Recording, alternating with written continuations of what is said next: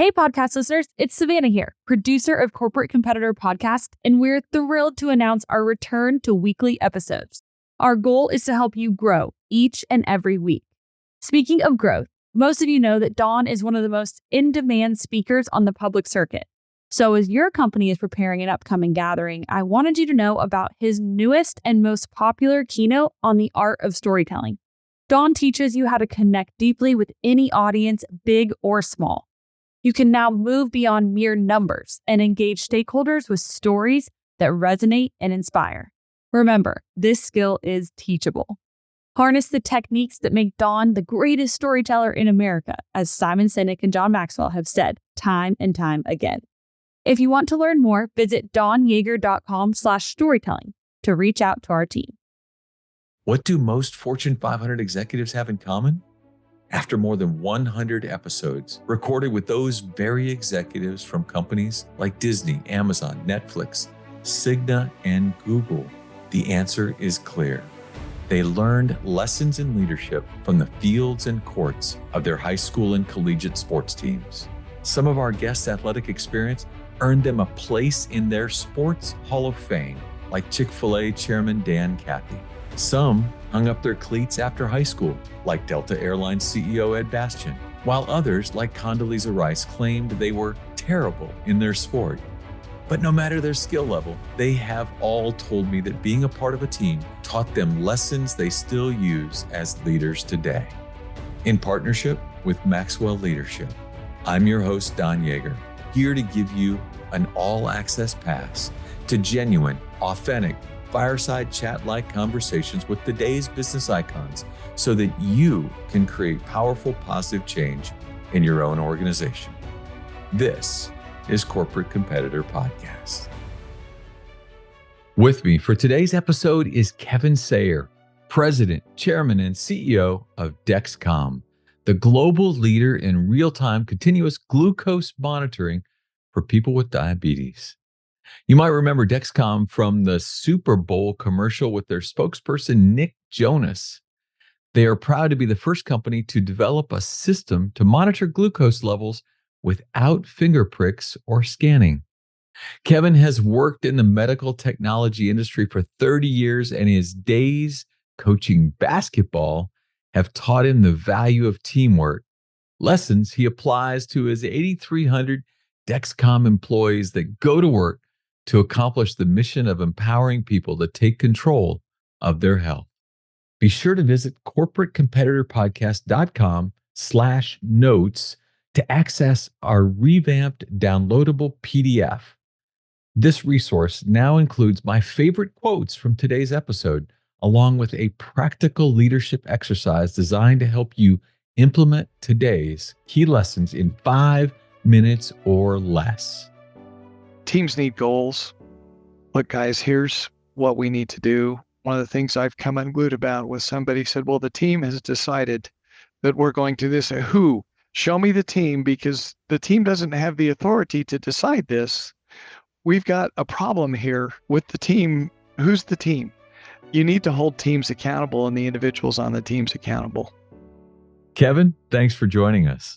Well, thanks for having me here. It's going to be really fun to discuss corporate life and my favorite other thing, sports. I can't wait to see how this all comes together. Well, the two do come together in ways that absolutely have been really enlightening for me, even with a background in sports myself. So reading your bio and trying to understand who you were, you talk about some habits that you believe help leaders advance in their careers. One that stood out to me was having thick skin, because you don't get better by having everyone tell you how great you are all the time. Correct, you don't. We love to say at our office, feedback is the breakfast of champions. Can you share how you've seen this play out in your own life and your own leadership? When I became CEO here at Dexcom, the person I succeeded is somebody I have a long-term dear relationship with, Terry Gregg. And I went to the JP Morgan Investor Conference, and I gave my first speech as a CEO, and I gave it the same way I give a speech when I was CFO, because when you're a finance guy, your goal is to show everybody you're the smartest person in the room, that you know every number. I got everything wired. And I gave this beautiful, what I thought, speech in the exact tone I would have given it a year earlier. I was chief operating officer at the time. So I called my friend after I was done, and he said, you did good. I can tell by his tone. Well, Good. what do you mean I did good? And he said, yeah, you're not chief operating officer anymore. You're the CEO, and they need to hear your vision. I need you to be the guy at the town hall meetings, not the CFO. He goes, so here's what we're going to do. We're going to send you to training. I know you're a good speaker and you think you're a good speaker. You need to refine this a bit. So I went. I went for several days and had somebody just, I wouldn't say rip me apart, but say, no, here's how you answer, here's how you talk. Feedback like that from a source that you trust is absolutely essential. Finding people who have done it before, who've done great things, and watching and listening to them, and even getting outside feedback of somebody who's not wildly involved in your organization, but has an expertise you don't have, to say, yeah, try this or try that. And somebody I trusted, with that combination, is pretty easy to take it. Yeah. Thick skin's really important if you have the willingness to ask for feedback. And that's one of the great challenges. A lot of people don't want to do it. How do you ask for feedback in a way that gives the person you're asking permission to speak freely? Oftentimes it's my tone, or oftentimes I'll start with help me understand this. What could we have done better? My team here at this company in particular feel pretty free to tell me what's on their mind and know that I'll listen. I was having a conversation with one of my leaders last week, and one of the things he said he appreciated about working with me, he goes, you're not afraid to admit when you're wrong. Mm, Part of getting feedback is being willing to act upon it, even if you are wrong. And heaven knows we all make mistakes from time to time. We can't always be right. We do get to gloat when we are right. I did have a gloating moment on something okay. last week that they got very tired of very quickly Right. because it wasn't that material of an issue. But I did walk around the office telling everybody how right I was. They've got to know that if they're going to tell you that you're wrong, you're not going to react, that you're going to listen and say, okay, let's do that differently and let's do that this way. Just being willing to know that you don't know everything is really important. But that's so cultural. It is. And that's one of the things I think a lot of folks miss. Sometimes in cultures of organizations, there's that entire discussion around, ooh, that's career limiting if you correct the CEO.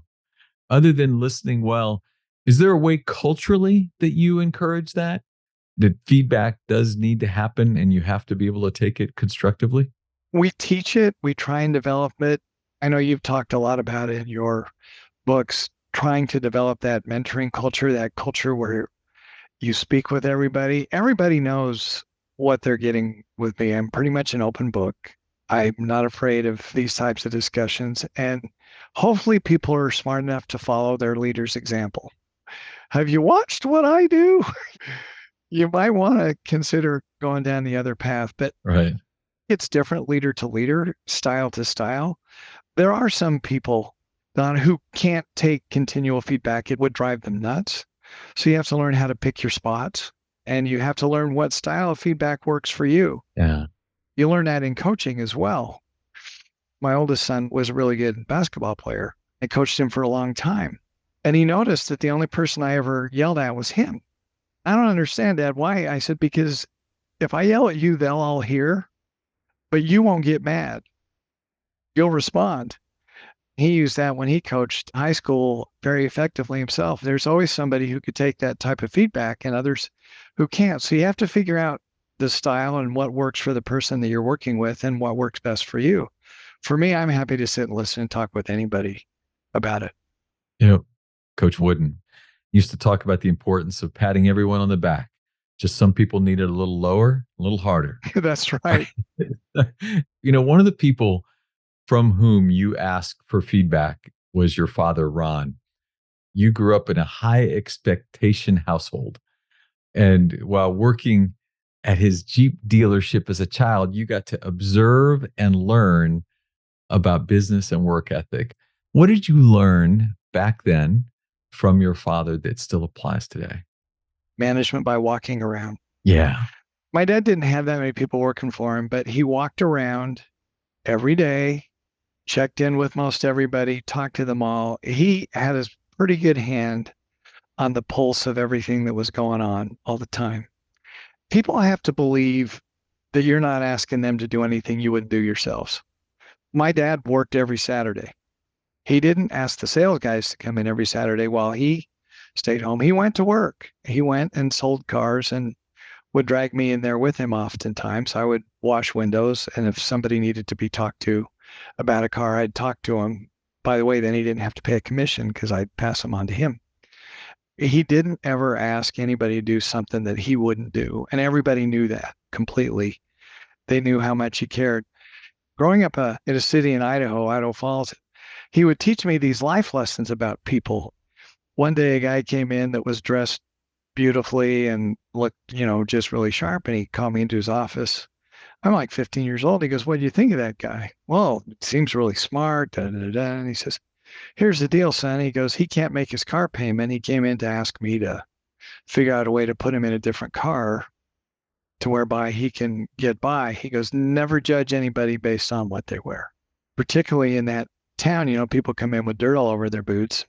Just lessons like that he would teach me daily were incredibly helpful and put me in a position, even just coming out of college, where some of the things that everybody else feared, I wasn't afraid of. And we had Jeeps, American Motors cars, and Datsuns. It's not like we had the top of the line brand. So every customer was absolutely critical to us and critical to my father. And he treated everybody that way. Wow. He would listen to every earnings call. Rather than go on the web like most people do, he would dial in. So we have a screen in my office with all the investors. They call in, and we'd wait for my dad to dial in. And then on the way home, after we'd done all our work, I would call him. "Okay, what'd you hear?" He would get out his notes and he would say, "You were trying to say this." And oftentimes he'd say, "You guys did a really good job." Other times he'd say, "You didn't get your message across." And I tell you, he was right every time. I knew he was fading when he didn't listen to an earnings call in late 2020 and his name didn't show up. I said, "If Dad's not dialed in, he's not feeling very good." Wow. Unfortunately, I lost him in 2020, but he would give me feedback he would even predict what the stock would do, and he was right 90% of the time. He could hear our messages very astutely. Wow. It's great to have someone like that pouring into you for so long and offering you that kind of guidance. You know, you get to be a mentor now. You got 5 sons. I do. You got your own little basketball team. It's awesome. You've coached each of them in hoops.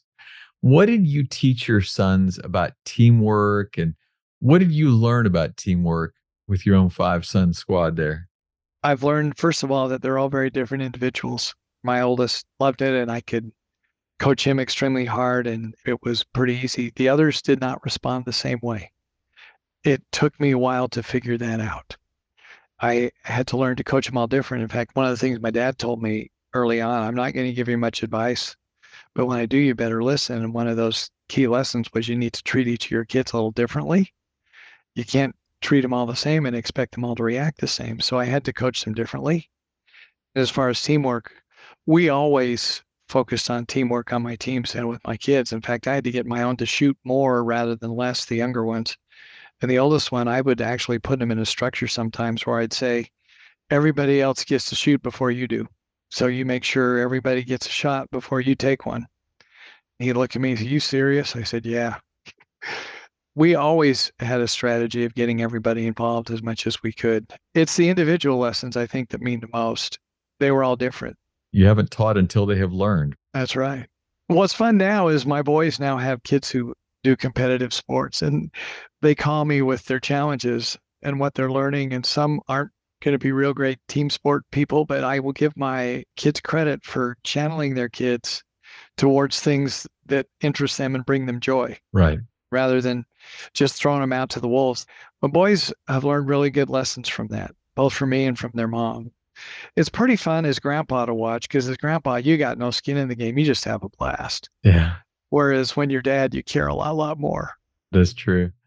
A good buddy of mine is part of your team as well. You partner with Adam Schefter at ESPN as part of a name, image, and likeness program that you guys are doing with athletes with diabetes.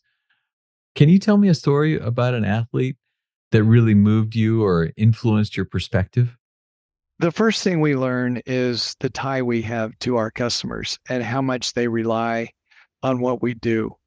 As far as an end purpose, it's pretty easy to see it standing right in front of you saying, I make my decisions based on the number you give me every 5 minutes and the alerts and alarms that you give me. Every one of these kids that you meet with type 1 diabetes move the needle for you emotionally.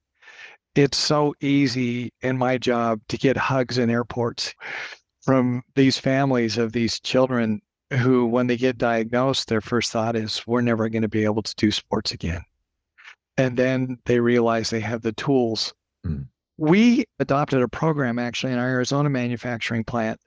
We're naming our manufacturing lines after some of our Dexcom warriors. Oh, wow. The first one was after the first person with type 1 diabetes to get a commercial pilot's license and fly for one of the major airlines, because when you have type 1 diabetes, they immediately excluded you from being a pilot. And he used the data from his Dexcom, from the system we provide called Clarity, that's all your reports of your retrospective data. And with all this information, he got it to the appropriate authorities, said, look, my glucose values are in control. I can fly a plane. And they agreed. And then we recently had a gymnast speak to our employees who was going to be involved in the Olympics and was diagnosed with type 1 diabetes just a few months before. She quickly got on a Dexcom, quickly figured out how to manage, and did just fine. So we named the first line after him, the second line after her. It's pretty powerful. Over and over again, we run into these athletes and their stories of they're originally told, well, you're never going to be able to play ball. You're never going to be able to do this. They figure out a way, and our technology provides wonderful feedback. I had the privilege of meeting Mark Andrews. He's one of our Dexcom warriors, and he came and met the investors and stuff. I listened to his story of how he manages and what he does. The things they learn from our technology, like what to eat before the game because they can see what their glucose did during the sporting event. Right. And the things they learn in training and stuff, it's incredibly vital and it works extremely well. They're all an inspiration because they're overcoming something that everybody else doesn't have to. If they train too hard and end up with insulin on board and no glucose, they can get in a pretty tough spot. Right. They have a variable to figure out that everybody else doesn't, and they manage around it wonderfully. There's a battle that they go through each and every day that the rest of us don't. And they are warriors, and they overcome this and live incredible lives and are incredibly insightful, mature. I've just met amazing people as part of this job. It's been a blast. Our purpose is standing right in front of us. When you feel it, it just generates a different level of energy within the team, within the organization. It makes it much easier. And it also creates a difficulty a little bit. As our future endeavors, we've changed our mission statement to enable people to control their health rather than just focused on diabetes, because we think glucose is such a valuable health signal. Well, where you look at intensive insulin users, that is a limited number of people, that's easily identifiable. It is a little tougher for our people to identify with, for example, 20 million people with type 2 diabetes who may not use this full time, who need the information to be healthier, but don't need it in an acute situation to save their lives. We are managing that. We still think the impact of our technology can be as great on this population as it is on the ones that we serve today, but it does require a bit of a culture shift, and it does require us to think and do things a little differently. Yeah. You know, you were an athlete yourself. I'd call myself more of a wannabe. I tried really hard. When I was a senior, I got cut from the basketball team. I had quit playing football because I looked around the weight room at the end of my sophomore year and realized I was never going to be stronger than these guys. I had just analytically figured that out, and I got cut from the basketball team. I just felt that I was good enough to play, and I may or may not have been. I don't, and I just saw my world had ended. And I showed up to school Monday and I learned something very interesting. No one knew I played basketball. I just wasn't that great that it mattered. And so what I did is I went played in a men's league, and the fear of making a mistake or what have you was completely gone. I had an awesome time, and I learned to play ball for the love of it, still competitively, but I learned how to enjoy it a lot more. And I learned it just wasn't the end of it for me, that I could find joy in sports and compete in other ways without being a world-class athlete, because I wasn't. My little brother was a lot better than I was. And then I even coached when I was a kid. My brother's 6 years younger than me. I coached his teams, and we won all the time. his basketball team, we joke from 4th through 7th grade, they never lost. And they had this teenager coaching them. I was drawn to that from the beginning because I loved teaching and I loved coaching. My dad coached a lot of my basketball when I was a kid, and he knew very little about basketball, but we all loved to be around him. I loved the strategy of it all, and I did love to win, in all honesty. And I was blessed to coach some incredibly good athletes back to my brother's days, and he and his friends were very good. Even my sons, from time to time, I had incredibly good teams. And so I did love the strategic part of it all. And, I had some fundamental philosophies. Number one, when you're coaching young kids, there's only one thing they can all do, and that's run. Everybody can run. That's right. So we are going to run. That is the one thing we will do. And we may lose, but we will run. I had the privilege of coaching Shane Vereen as a 10-year-old. Wow. Guess what? Our strategy was give the ball to Shane and everyone run. And he was just a remarkable kid to coach and a great young man. He was really good to be around. But my perspective over time changed a little bit too. I became more about enjoying the experience and winning all the time and more about teaching. But I would always teach fundamentals more than strategy, I guess. My grandson here in San Diego, he's only 9, and they allow double dribbling and traveling and all that. And I was horrible in that league because I wouldn't let my kids do that. We're going to learn how to dribble. We're going to learn how to pass. Then I would get frustrated with referees who let the other kids do all that. I also was pretty hated. If I could win by 10, I'd win by 30. So I like both the teaching and strategy aspects of it and seeing somebody get better. I found balance along those lines as life has gone on. So athleticism wasn't going to define me. I had to figure out how to define myself in other ways. That's a good thing. Anything from your time coaching others that has helped you as a leader in your rise at Dexcom? You coach a team, but you have to coach the individuals on that team. Yep. My oldest son, he played with some really good basketball players. I even coached him in 3-on-3 tournaments. He was always the one that I could coach the hardest because I knew he could deal with that, but I had to learn styles for individuals within the concept of a team. I mean, there are fundamental principles that you need the team to hold to, but to motivate the team members, you've got to learn what individual principles will motivate them. There was an article I read many years ago about a recruit here in Southern California who ended up going to USC instead of UCLA or Duke or wherever, and they asked him why. And credit to George Raveling, I don't know if you work with him, but George asked him, how do you want to do this? And then he did exactly what the kid asked him to do, and he went there. And that lesson has stuck with me forever. We want to get to a goal. How do you want to do this? We may not follow everything the person says, but if you listen and follow that and figure out how I can get the most out of the person I'm talking to, you get buy-in. You get buy-in, yeah. Because now it's not just here's how we're going to do it. It's how do you want to do it? Let's do it together. Absolutely. One of the questions we've asked routinely on this podcast is that many people refer to their corporate organizations as teams in the corporate world. This is my team. Truth is that most of them are actually just a group of individuals that happen to work at the same place. They're not really a team. If you were coaching one of us on how to build a team, what are some of the elements that you think we would need to focus on to take a group of individuals and turn them into a team? For Dexcom, one of the things that has been helpful here is that sense of purpose.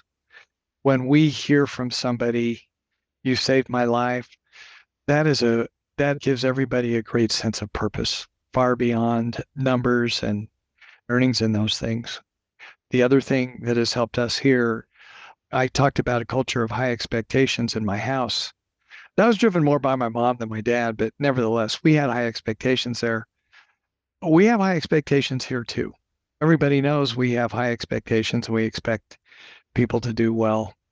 Those things are imminent. One of the things I've learned is continual feedback on the teams.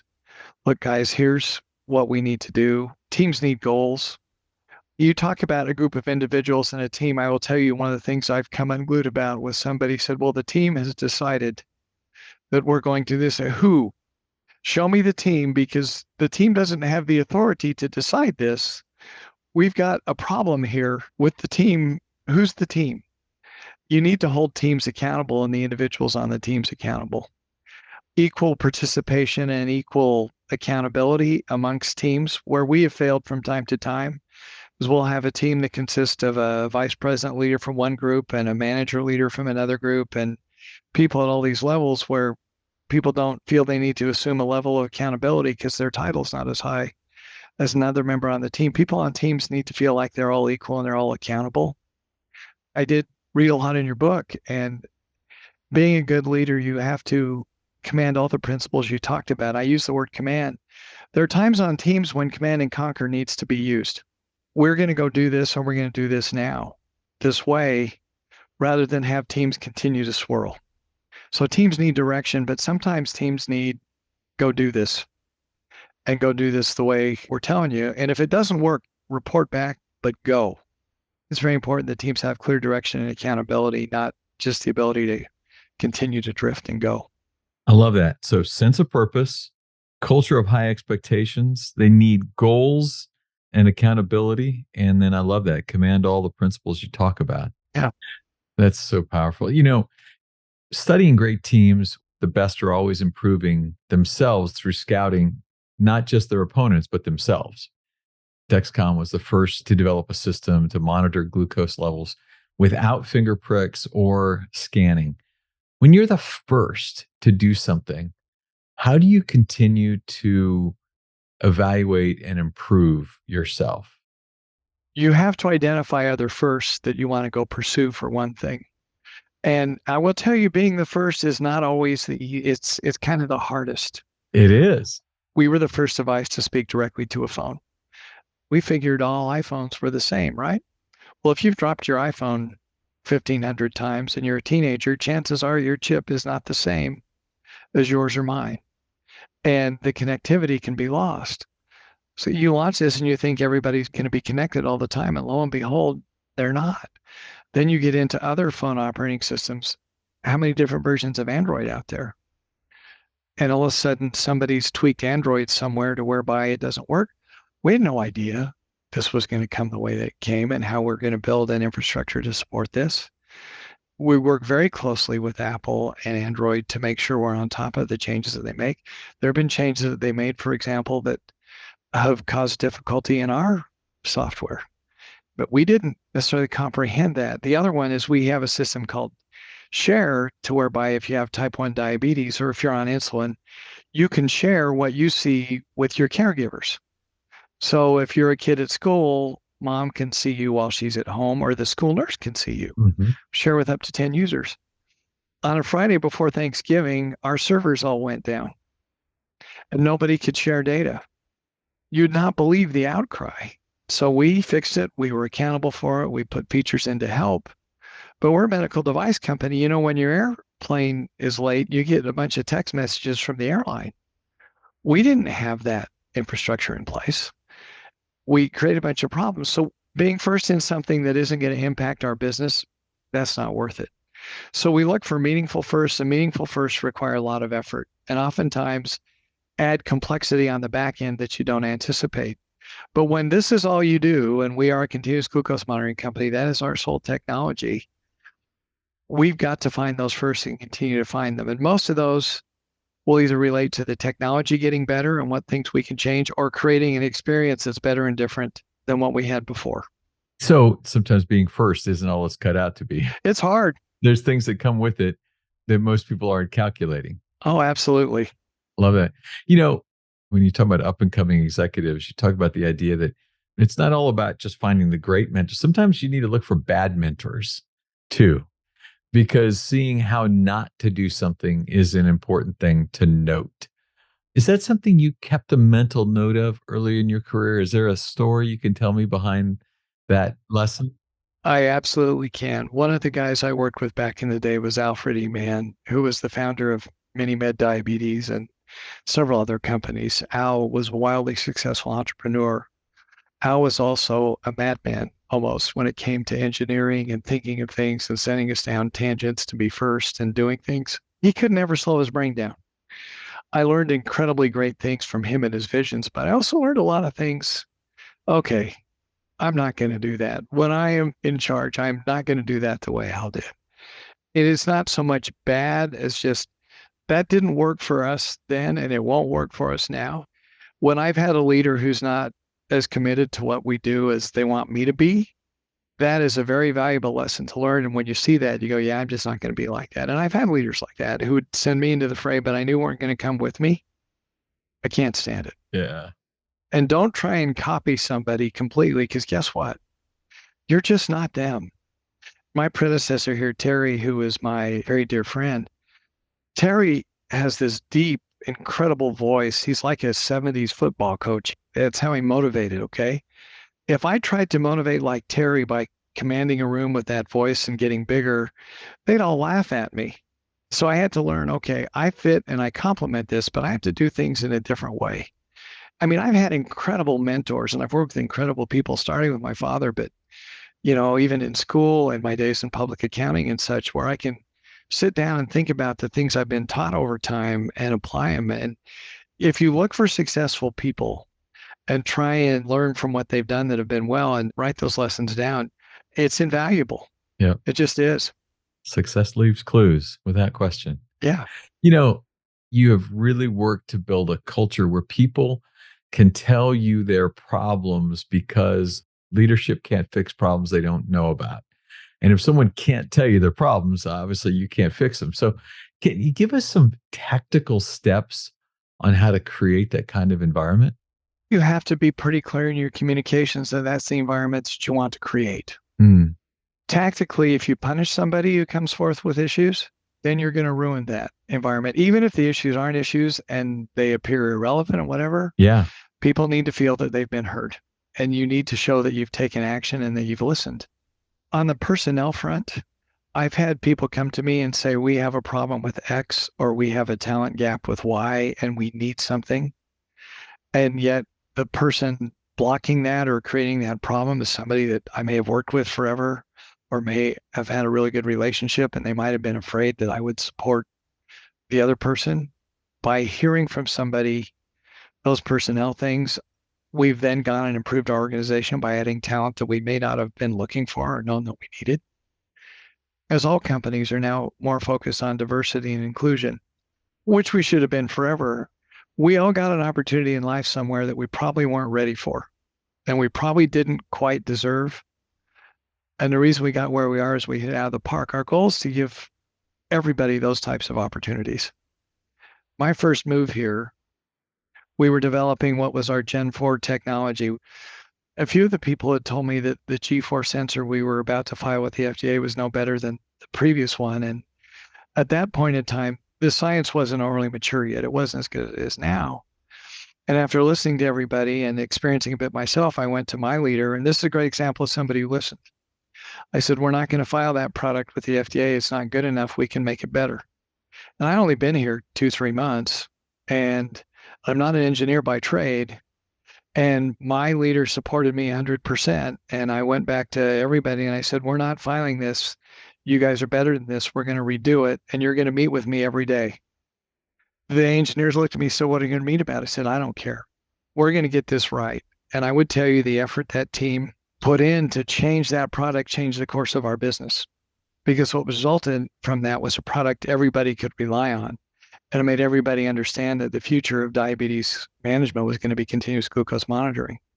But the support I got from my leader who listened to me enabled me to drive something that I wouldn't have been able to drive otherwise. And everybody here would tell you that was probably the single biggest turning point in our organization.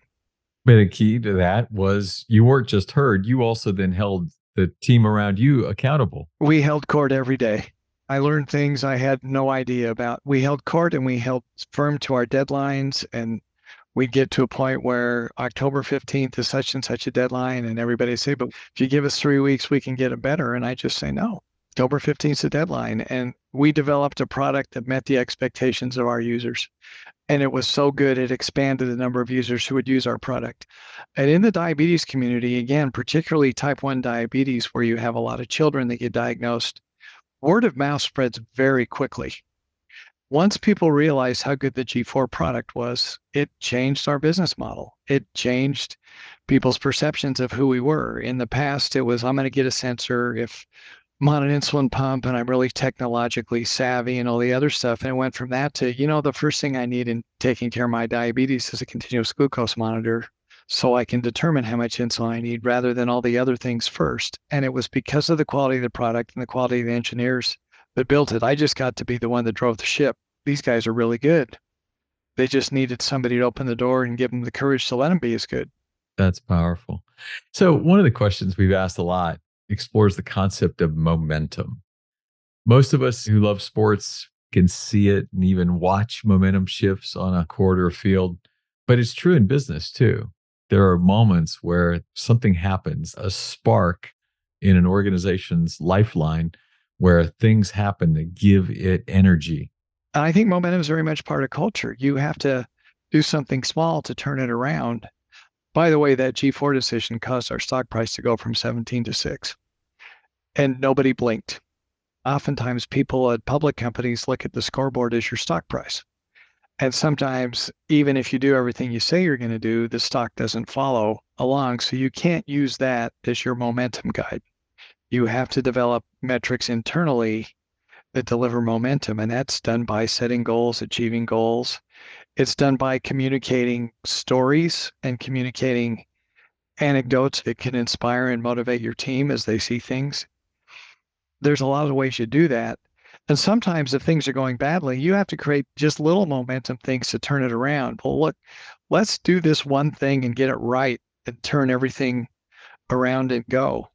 You can't wait for the home run every time. Sometimes if momentum's going the wrong way, you get it turned around, then you can start adding bigger things. Yep, absolutely. It's not about home runs. Sometimes it's just about getting a player on base. Yeah. Just get us a runner. Give us a hit. Give us an opportunity to score. Whether it's a walk or a hit, we don't care. Get somebody on base. So what happened to the stock? Oh, it's been an incredible ride ever since. If you had invested in Dexcom, we're in the S&P 500 for 15, 5, and 10-year horizons. We're a top 10 return company in the S&P 500 ever since. We take our commitments to our shareholders seriously. We meet our commitments to them. If we're not, we communicate. As we did in that instance, we told the shareholders we're not going to file this product when we said we would because we're going to make it better. You have to understand investing isn't science like glucose sensors. It's a different type of science altogether. Yeah. And if we understood it all, none of us would come to work every day. We'd go do the science of investing. Right. But we hit our goals, we performed. And what happened is our sales and our revenue grew and users grew and the business took off from there. Wow. And all of it would have had a totally different likely outcome had you forced things to try to meet the deadline, which might have made some people happy, but at the end of the day, it wouldn't have solved the issue that you needed to solve for your end user. That's right. There were other partnership relationships as far as talking to other medical devices that got delayed because of this. So that decision had far-reaching effects, but it still was the absolute proper one. I love it. For those out there who are listening and that want to maybe learn more about the company, about you, what are some things that they can do to best connect with you and the company? Our website is spectacular, just dexcom.com. You can find stories of our patient warriors and learn about what we do and how we do it and how our technology is available for others. That's the best place. You can get information to us then. And if it's something that rises to my level, they'll get it to me. My team gets me a lot of stuff on a regular basis that I get involved with. So I'd go to our website. Kevin Sayer, I can't thank you enough for spending time with us today and for being a corporate competitor. Well, thank you for having us on. We just love our company here and we've accomplished great things and we're going to accomplish a whole lot more. Wow. I just gained so much in that conversation, but I loved as much as anything the three takeaways that I've picked for you. Number one, the speech he gave shortly after he was named CEO. He was doing a JP Morgan event, and he gave the speech as the CEO, much as he would have when he was CFO. But the feedback he got when he asked the question, "How do you think I did?" was that it wasn't what it could have been, and it led him to go seek coaching to get better as a speaker. How important is that you have the ability to ask for feedback and that you have people in your life who can give it to you so straight, so honestly, that you're going to then follow up on that feedback. And as a result, it made him a better leader. The second takeaway from me was the importance of having that sense of purpose and using the stories of their warriors, of the very people whose lives they get a chance to impact, using those stories in the day-to-day conversation within the organization about why they do what they do and why it matters. Our purpose is standing right in front of us. What he does and the way his company is able to embrace it is extraordinarily powerful. I loved it, right down to the idea that they named their warehouses after Dexcom warriors. The lines themselves remind everybody who it is they're doing it for and why it matters.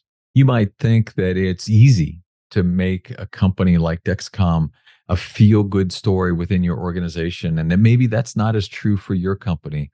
But I challenge you, by choosing to do something as simple as naming the lines in your facility after someone whose life you're changing, what are the ways that you might look at what you're doing, a way to stay front and center in front of your team with what matters most? That's how culture flows all the way to the warehouse floor. And then lastly, the discussion about momentum.